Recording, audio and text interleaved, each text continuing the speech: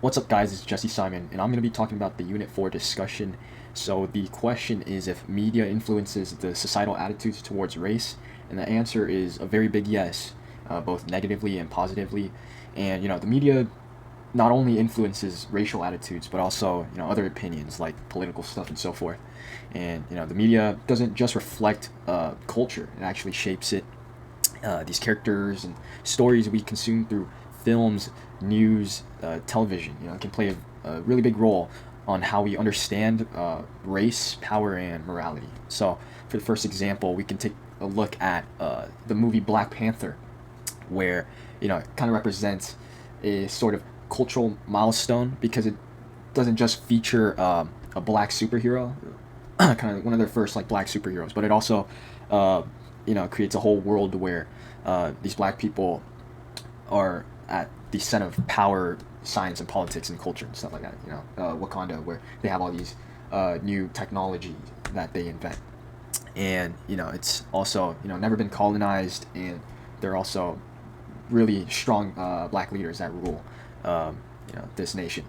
And this kind of representation pushes back these media tropes that often associate black identity with like struggle or poverty, and criminality. And another example we can see is this movie Get Out, if you guys know that one, where it challenges racial tropes by using horror and satire to like expose these subtle forms of racism that you might see in society normally.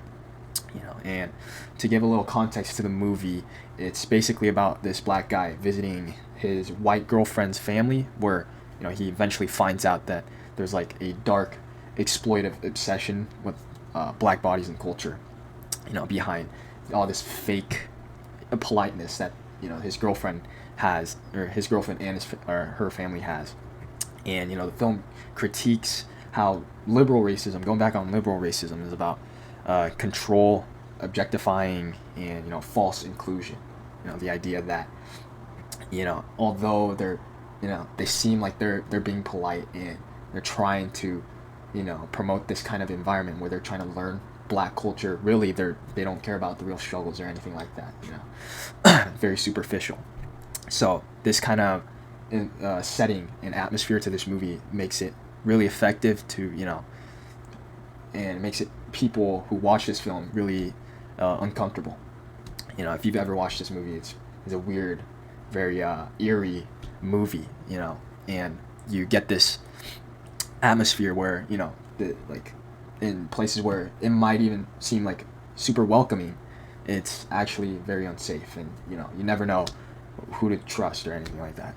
So both of these films, they challenge the harmful racial tropes, but they do it in obviously different ways. Where Black Panther gives us a vision of the potential and brilliance of black people that people might still ignore to this day, and Get Out shows the dangers of pretending, pretending that racism is over when it's buried in this kind of fake cultural appropriation and liberal racism again.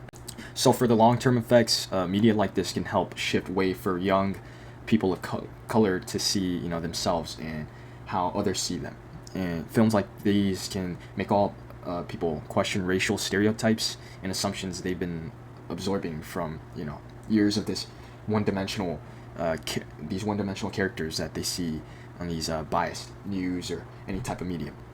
And this would also help normalize racial differences, which is what we're trying to strive for as a society, and bring unity to all the people. So my question for you guys is if you think these kinds of films, especially children's films, are the appropriate way to influence and teach kids how to act in society. And for example, I've heard parents disagreeing with films that teach kids about people who identify as different genders and not just racial identity.